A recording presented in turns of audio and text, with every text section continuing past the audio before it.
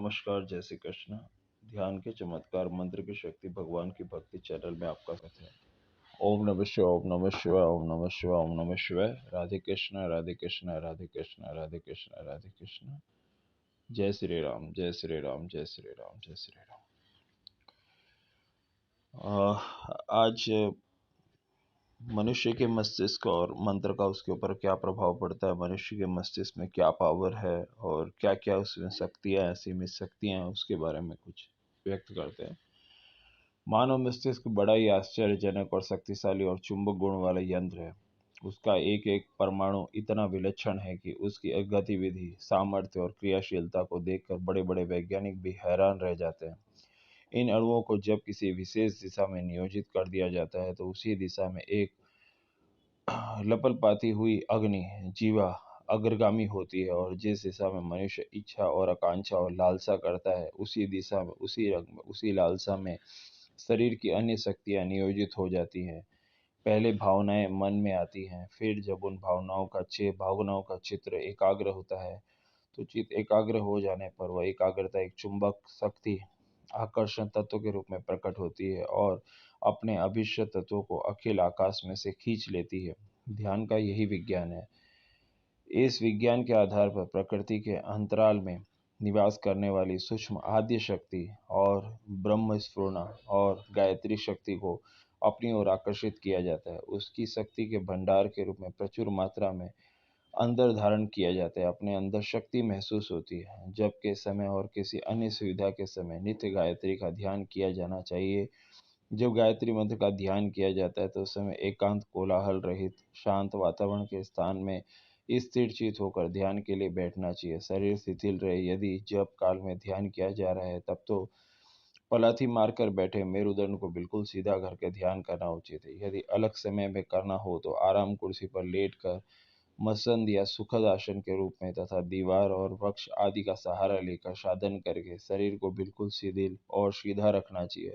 शिथिल मानो देह निर्जीव हो गया हो। इस स्थिति में नेत्र बंद करके दोनों हाथों को गोदी में रखकर ऐसे ध्यान रखना चाहिए, उस संसार में सर्वत्र केवल नील आकाश ही नील आकाश है, उसमें यही कोई वस्तु नहीं है। प्रत्यय प्रलय काल में जैसी स्थिति होती है, आकाश के अतिरिक्त और कहीं कुछ भी नहीं रह जाता है। जैसी स्थिति की कल्पना चित्र मन में भली भांति अंकित करना चाहिए। जब यह कल्पना चित्र मानस लोक में भली भांति अंकित हो जाए तो सुदूर आकाश में एक छोटे ज्योतिपिंड को तथा सूक्ष्म नेत्रों से देखना चाहिए। सूर्य के समान तथा प्रकाशवान एक छोटे नक्षत्र के रूप में गायत्री का ध्यान करना चाहिए। यह ज्योतिपिंड अधिक समय तक ध्यान करने पर समीप आ जाता है। धीरे धीरे वो नजदीक आता रहता है, बड़ा होता हुआ जाता है और उसका तेज अधिक प्रखर हो जाता है। चंद्रमा या सूर्य के मध्य भाग में ध्यान पूर्वक देखा जाए तो उसमें काले काले धब्बे दिखाई देते हैं। उसी प्रकार गायत्री तेज पिंड में ध्यान पूर्वक देखने से आरंभ में भगवती गायत्री की धुंधली सी प्रतिमा दृष्टिगोचर होती है।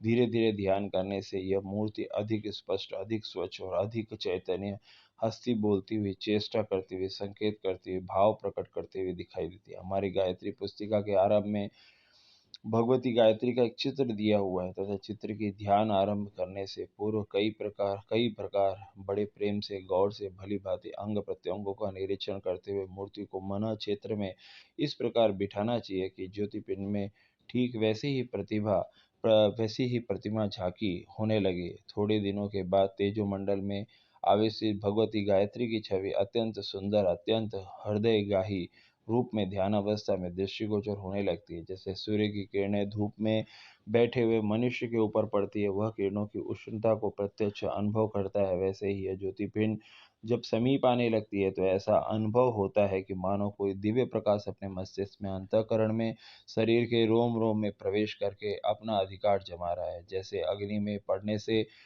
लोहा भी धीरे धीरे गर्म और लाल रंग होकर अग्निवर्ण हो जाता है, वैसे ही जब गायत्री तेज को ध्यानावस्था में साधक अपने अंदर धारण करता है तो वह भी सच्चिदानंद स्वरूप सदा ऋषि कल्प होकर ब्रह्म तेज से झिलमिलाने लगता है। उसे अपना संपूर्ण शरीर तप तथा स्वर्णों की भांति रक्त वर्णों वाला अनुभव होता है। अंतःकरण में एक अलौकिक दिव्य तत्व का प्रकाश सूर्य के समान प्रकाशित हुआ दिखता है। वह तेज संस्थान में आत्मा के ऊपर चढ़े हुए अनेक कलुष तथा कषाय तथा जल बल पर भस्म हो जाते हैं और साधक अपने को ब्रह्म स्वरूप निर्मल निष्पाप तथा निरासक्त तथा अनुभव करता है। इस तेज धारण ध्यान ध्यान में कई बार रंग बिरंगे प्रकाश दिखाई देते हैं। कई बार आकाश में छोटे छोटे रंग बिरंगे तारामंडल तारागण प्रकट होते हैं, जगमगाते छिपते दिखाई देते हैं। वैसे एक दिशा में दूसरी दिशा की ओर चलते, फिर बीच में तिरछे चलने वाले और उल्टे वापस लौटते हुए ऐसे तारे दिखाई देते हैं। कभी अलग अलग कलर दिखाई देते हैं, अलग अलग रंग दिखाई देते हैं। तारे कभी ऊपर उठते हुए दिखाई देते हैं, नीचे उठते हुए दिखाई देते हैं, जगमगाते हुए दिखाई देते हैं।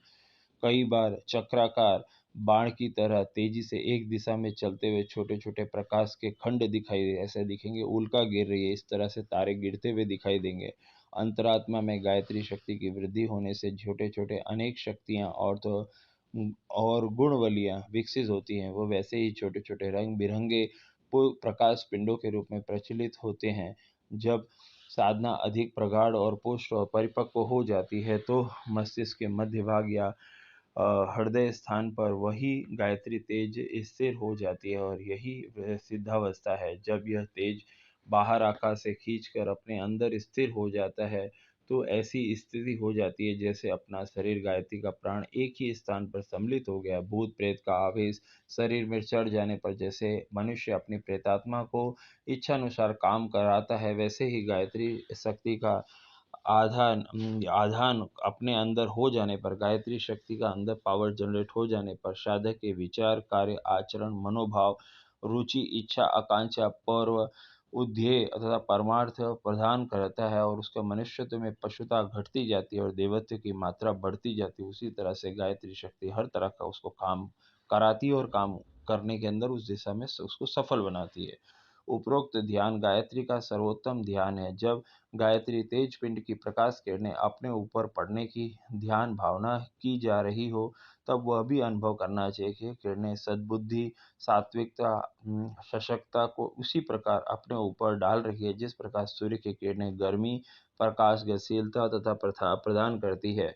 इस ध्यान से उठते ही साधक अनुभव करता है कि उसके मस्तिष्क में सद्बुद्धि अंतःकरण में सात्विकता तथा शरीर में सक्षमता की मात्रा बढ़ रही है। यह वृद्धि यदि थोड़ी थोड़ी करके भी नित्य होती रहे तो धीरे धीरे कुछ ही समय में बड़ी मात्रा में एकत्रित हो जाती है, जिससे अधिक ब्रह्म तेज का एक बड़ा भंडार बन जाता है। ब्रह्म तेज एक दर्शनीय हुंडी है तथा जिसे दोनों में से किसी भी बैंक में भुनाया जा सकता है। उसके बदले में दैवीय लाभ या सांसारिक सुख कोई भी वस्तु प्राप्त की जा सकती है। हरिओम, जय श्री कृष्ण, राधे राधे, राधे राधे। ओम नमः शिवाय, ओम नमः शिवाय, ओम नमः शिवाय, ओम नमः शिवाय, ओम नमः शिवाय, नमः शिवाय। ओम भूर्भुवः स्वतः सवितुर्वरेण्यं भर्गो देवस्य धीमहि धियो यो न प्रचोदयात्। ओम भूर्भुवः स्वतः सवितुर्वरेण्यं भर्गो देवस्य धीमहि धियो यो न प्रचोदयात्।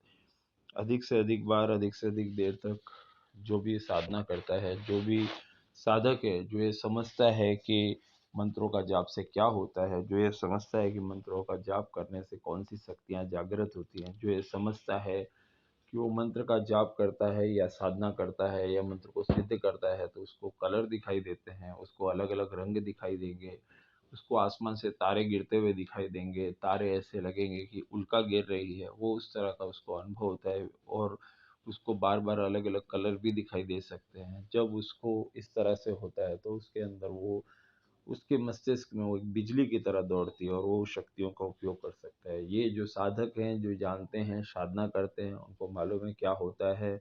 जो साधक हैं, जिन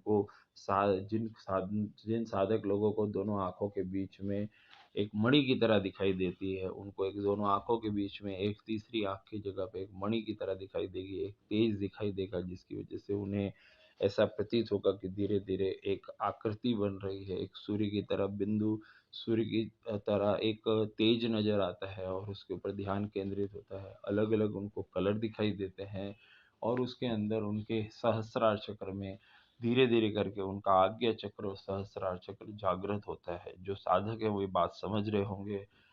ध्यान कीजिए, मंत्र जाप कीजिए, अपनी शक्तियों को आगे बढ़ाइए। जय श्री राम। राधे कृष्ण, राधे कृष्ण, राधे कृष्ण, राधे कृष्ण, राधे कृष्ण, राधे कृष्ण। कोई भी साधक भाई को कोई भी प्रश्न है तो व्हाट्सअप कर सकता है, कोई भी साधक भाई को व्हाट्सअप ग्रुप में जुड़ना है तो जुड़ सकता है।